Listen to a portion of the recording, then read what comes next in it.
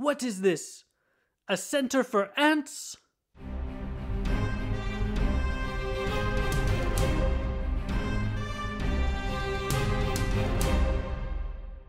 Hello everyone and welcome to episode number 39 of Movies Are Awesome, the show all about leatherwork. My name is Nathan Pottle and thank you for joining me this week here. We are getting very close to the end of 2019, which means it's that time of year to look back at all the movies I saw and just make a big old list of them. So I did that. I've got a top 10 list of my favorite movies that I saw this year. How many did I see? I didn't see as many this year as I saw last year. It was in the low 30s of movies that I saw. Like, it was high 20s or low 30s. I can't remember the exact number.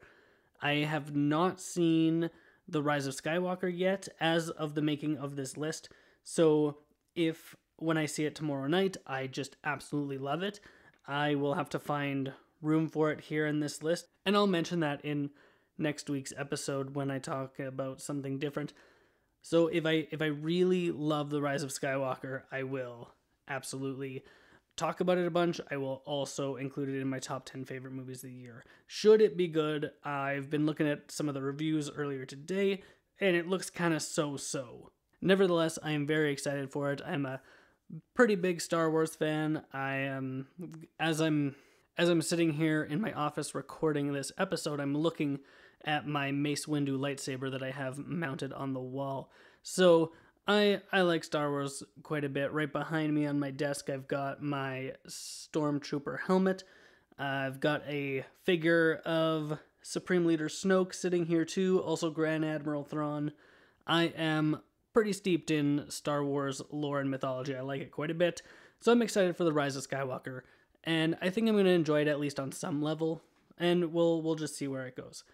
We have 10 movies here to talk about. Most of them I actually have done full reviews on, so all of those episodes you can feel free to go and check out if you want to know more of my thoughts of these individual movies. But I am going to talk about them a little bit here. I'm not going to get into spoilers at all, so don't worry about that, even though some of these movies did come out a year ago.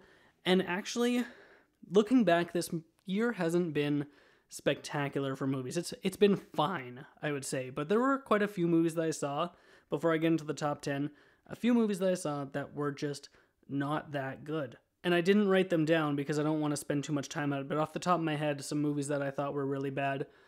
Glass was not good. Hellboy was no good. Godzilla King of Monsters was no good. The Lion King, I was extremely let down by. So, like, a lot of these movies that I was really excited about and really looking forward to just didn't live up to that hype.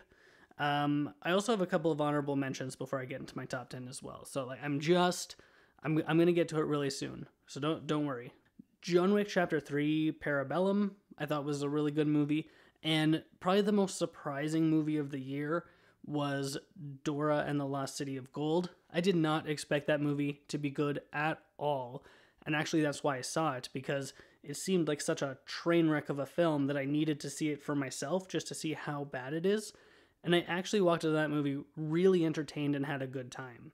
Even to the point that if there is a Dora sequel, which there might be, it made decent money, I would go see it. I would go in theaters to see a sequel for Dora.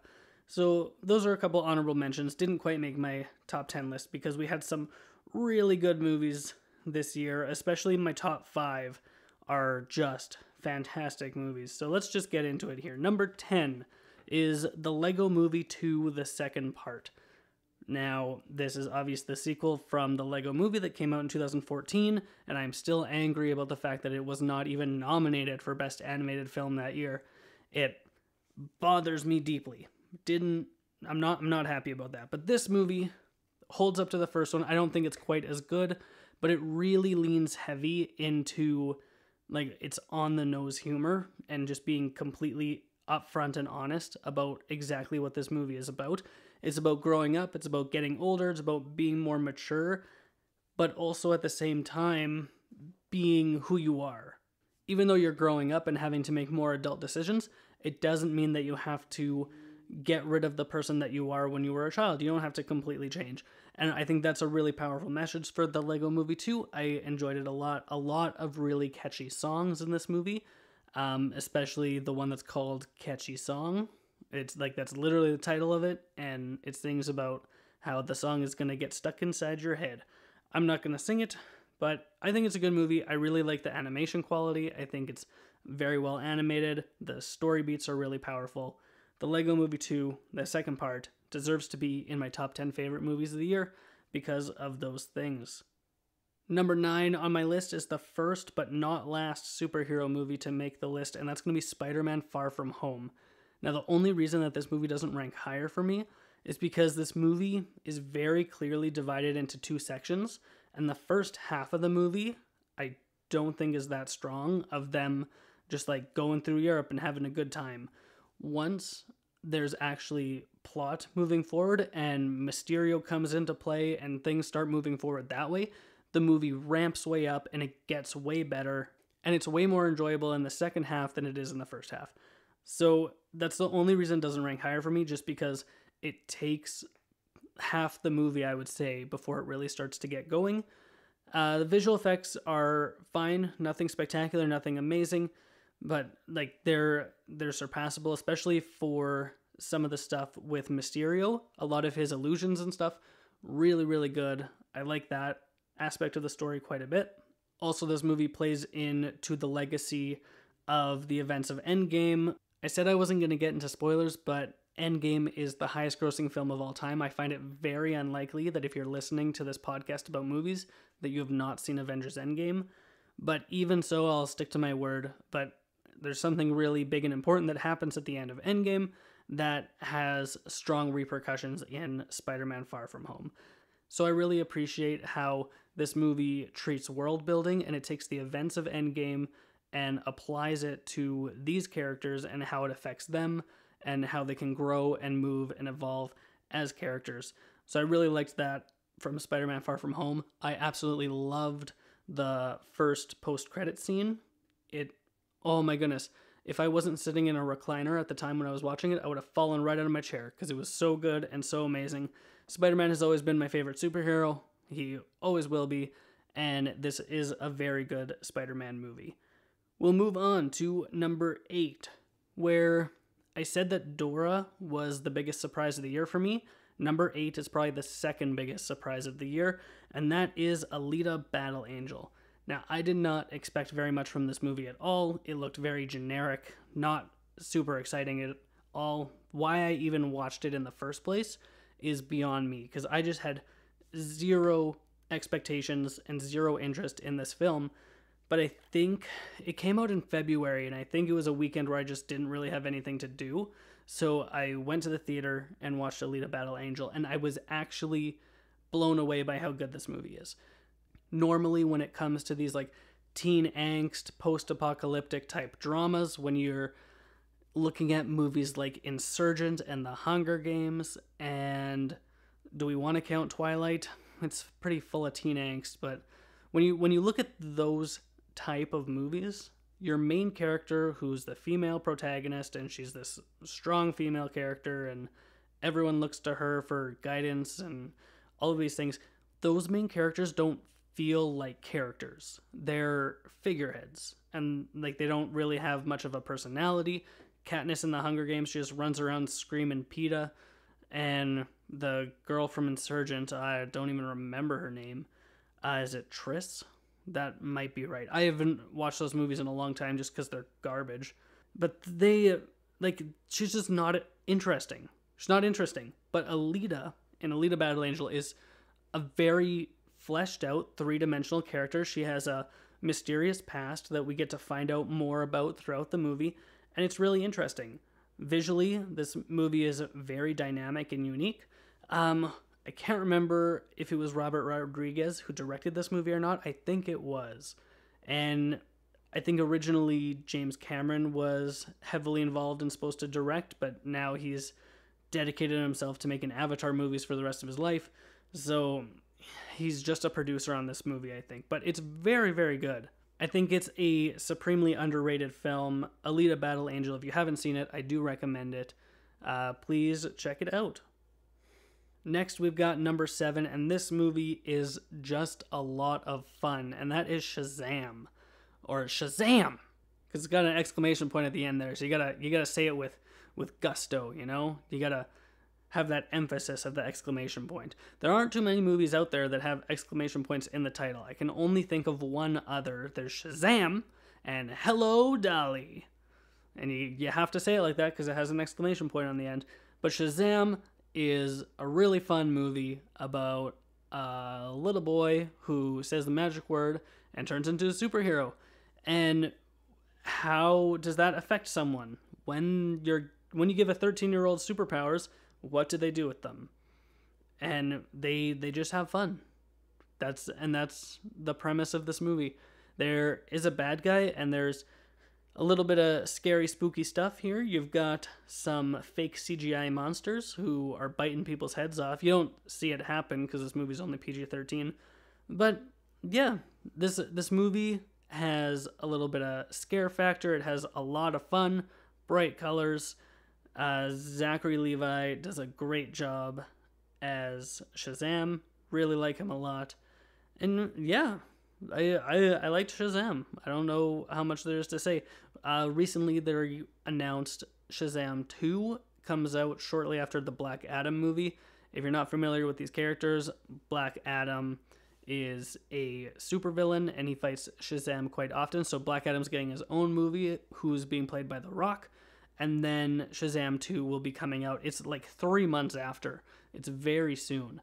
So I'm really hoping that those two movies are closely tied together and we get a Black Adam versus Shazam type fight. I didn't have too much to say about that one. It's not a very deep film. It's about family. And as I've said multiple times on the podcast here, I really enjoy themes of family. It always gets me. And speaking of themes of family, my number 6 movie is Frozen 2. I only talked about this movie just recently on the podcast. There's a whole episode about Frozen 2. I talk about it a lot, from its world building, everything from its world building to the spectacular visuals of it all to, did I talk about the songs? It's got really good songs. Great soundtrack. My wife bought it on iTunes. I've been listening to it in the car. It's good stuff. Frozen 2 is a good follow-up to Frozen 1. Really, I think, upon reflection, I do maybe think it's better than the first Frozen.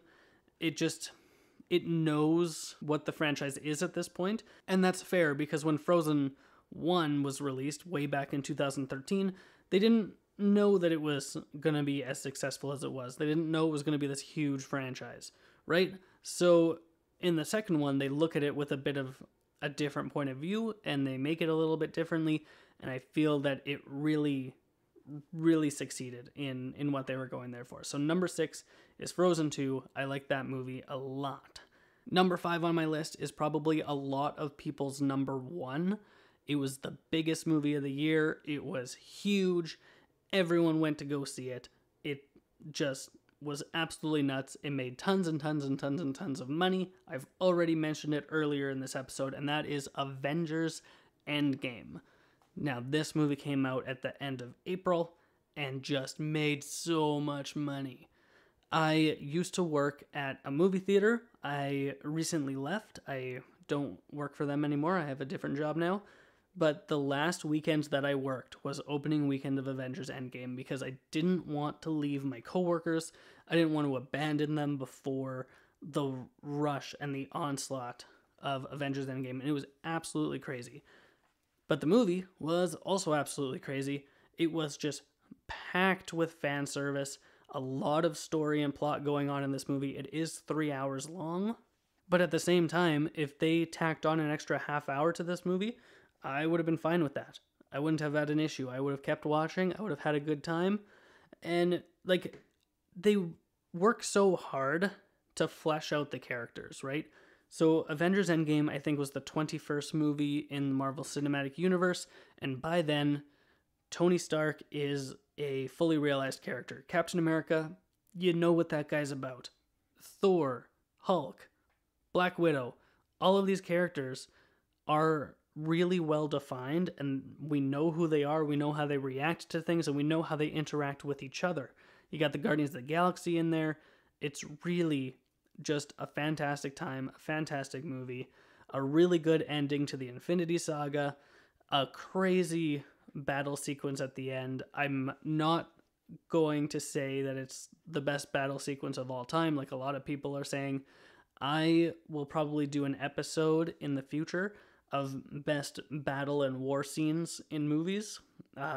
This finale from Endgame might be in there, but I can automatically think of ones that are better than this. So Avengers Endgame is really spectacular. It has some amazing moments, a lot of really good payoff, and the way that they wrap up certain characters' stories and how everything is just kind of closed off, that if you started from Iron Man and you stopped at Avengers Endgame and you didn't want to watch anymore, you don't want to go watch Spider-Man Far From Home or anything like that, you could, and you wouldn't have a problem.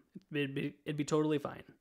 I myself am wanting to continue with the stories and see where they go from here.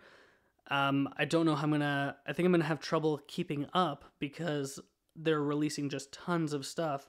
We're getting Black Widow next year. Disney Plus is releasing TV shows that are within the Marvel Cinematic Universe.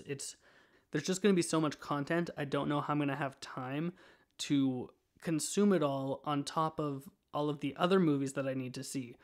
We're going to get to a point where I have to start picking and choosing. What am I going to watch? What am I not going to watch? Am I going to watch the movies and not watch the TV series? What is going to happen?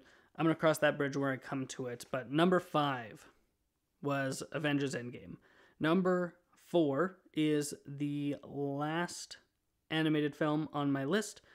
There are only 3 on it this year, so that's fine. We had the Lego Movie at number 10, Frozen at number 6, and number 4 for me is Toy Story 4. Now, I love the Toy Story franchise. I think it's absolutely wonderful. Each of these movies just builds off of the others. They have this legacy to them. They started coming out in 1994, and here we are in 2019, and we have 4 movies that are all near perfect. Now, my wife really didn't enjoy this movie. She hated the ending, did not like where the characters ended up and how their stories kind of ended. I found it very fitting. The ups and downs of the journey that they have gone on, especially Woody and Buzz from Toy Story 1, 2, and 3, carrying into number 4. I can see where they're all coming from and how they feel and why they would feel that way. And so when we get to the end of the movie, I am fine. I understand how they're feeling. And some of the decisions that get made, they don't bother me. Also with Toy Story 4, we get some new characters that are really fantastic, especially Ducky and Bunny. And Captain Canuck, is that his name? No, Duke Kaboom, that's his name. Keanu Reeves plays Duke Kaboom, the stunt bike driver, and it's just fantastic. Really, really good. There's really good humor in this movie. The animation is just top notch. Pixar knocks it out of the park every single time with how their movies look. I am really curious to see Onward when that comes out in March. They just released a new trailer for it the other day, but the animation looks a little more cartoony to me. It doesn't seem as real, or maybe that's just because they're still working on it. It's not 100% done yet. But then when you watch the trailer for their other movie that's coming out next year, Soul, looks really good. I love the visuals of that already. I think that movie is going to be something really special and something that really wrenches your heart and makes you think a lot. I'm really excited for Soul and Onward coming out next year, especially after the success of Toy Story 4. I think they knocked it out of the park.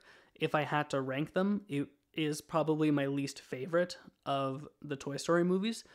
But when all of these movies are so incredibly good and high quality, that's not even an insult to Toy Story 4, saying that it's the weakest of these 4 movies, because there's just such quality within this franchise. It's excellent. They know how to handle these characters. They know that the stories need to be there. It always comes from a story perspective when it comes to the Toy Story franchise, and I really appreciate that, and I liked this movie a whole lot.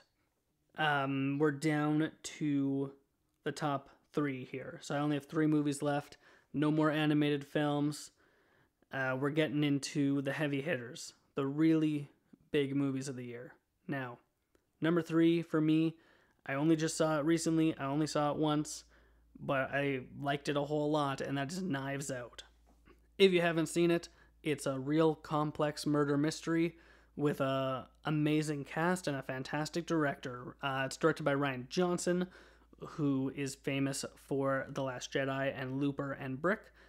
I think he's super talented, and it really comes out in this movie. It's probably my favorite of his movies that I've seen, and I think, yeah, I'm definitely gonna say that. I would say probably I like Knives Out the best, and then The Last Jedi, and then Looper.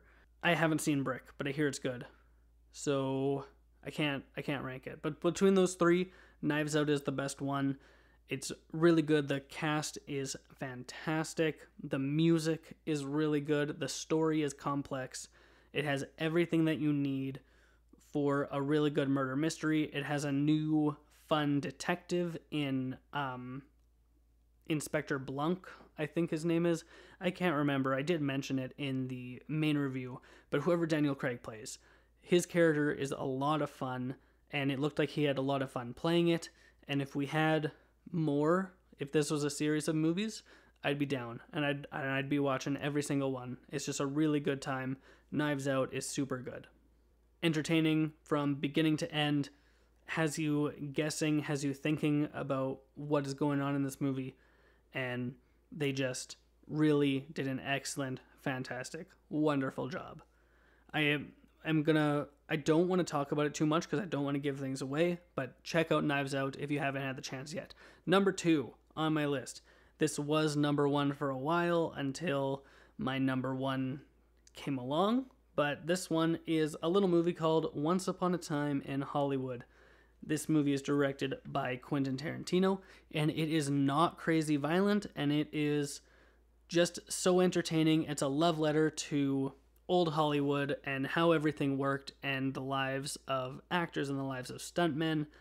And Leonardo DiCaprio is amazing in this movie. Now, I do believe I said when I talked about it on the podcast here that this is my favorite Leonardo DiCaprio performance, and I stand by that statement. I think about it more and more and more, and he really just is incredible in this film.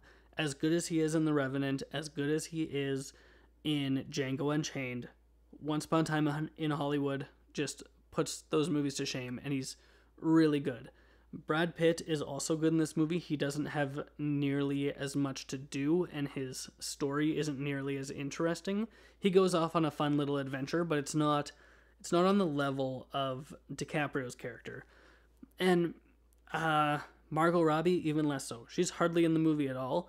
That would be kind of one of the only complaints I have about Once Upon a Time in Hollywood, is that Margot Robbie was on the posters, she was featured heavily in the trailers, and then in the final cut of the film, she hardly has any lines, and she's hardly in it at all. Like, her story is just barely there.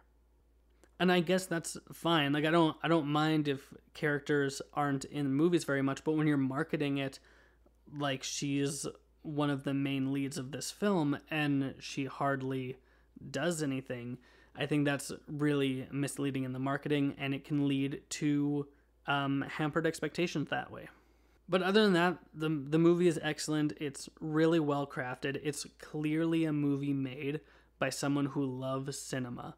And Quentin Tarantino, he absolutely loves movies. He knows them super well. He knows the history of Hollywood, and it's evident in this movie how much he loves movies.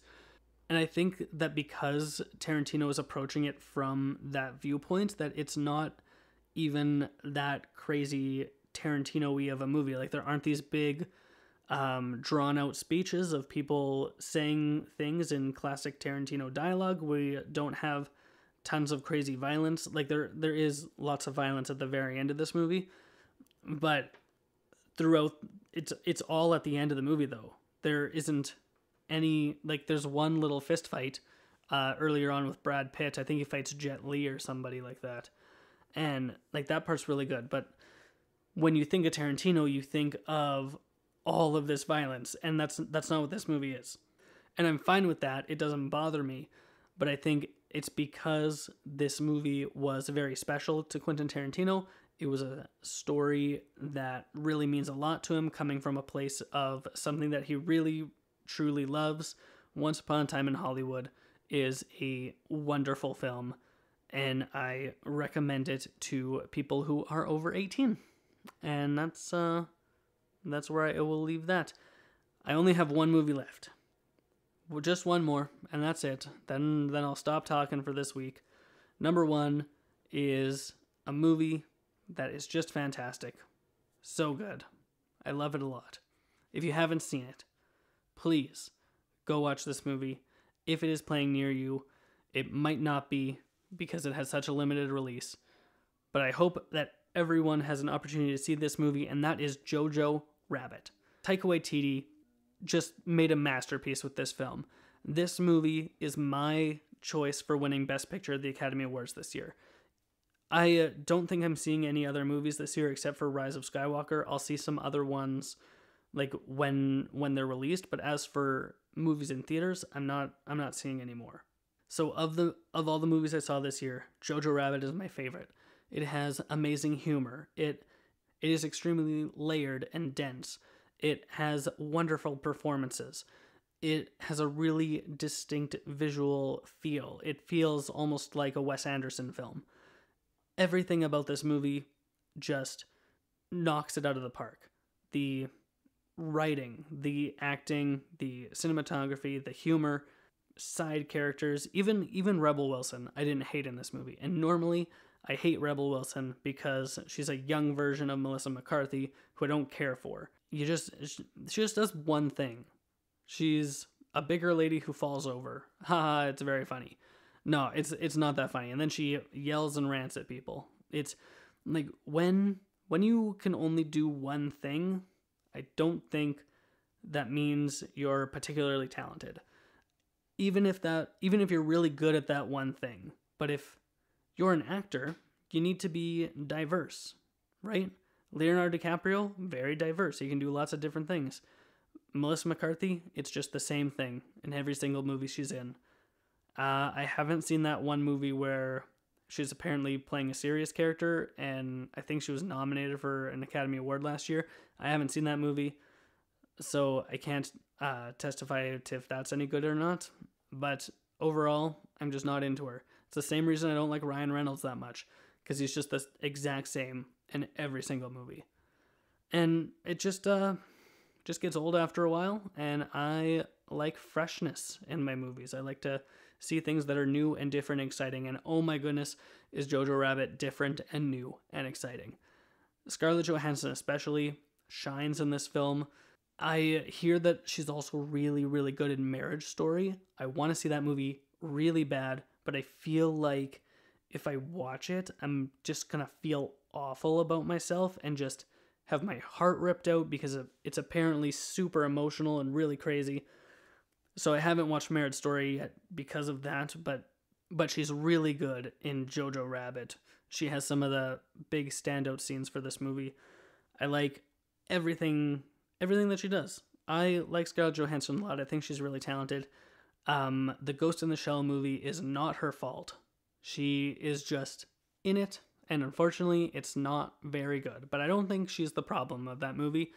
I think there's a lot of other issues with that movie. And it's actually, Ghost in the Shell is a big part of the reason that I had no interest in Alita Battle Angel. Because Ghost in the Shell was no good, but luckily, Alita Battle Angel was really great. So that is it. That is my top 10 favorite movies of the year. I will run through them quickly one more time. Number 10, The Lego Movie 2, the second part. 9, Spider-Man Far From Home. 8, Alita Battle Angel. 7, Shazam. 6, Frozen 2. 5, Avengers Endgame. 4, Toy Story 4. 3, Knives Out. 2, Once Upon a Time in Hollywood, and number 1, Jojo Rabbit. Do you guys make movie lists at the end of the year? Do you have a top 10 favorite movies of the year? I would love to know what your favorite movie of the year is. Please let me know by reaching out to me on social media. You can find me on Twitter at PoddleNathan and on Instagram at PoddleProductions. If you haven't yet, please consider subscribing to the show. You can do so on iTunes, Google Play, Spotify, a bunch of other places. Thank you so much for listening to today's episode. I really appreciate it. And if you have nothing else to do, go watch more movies.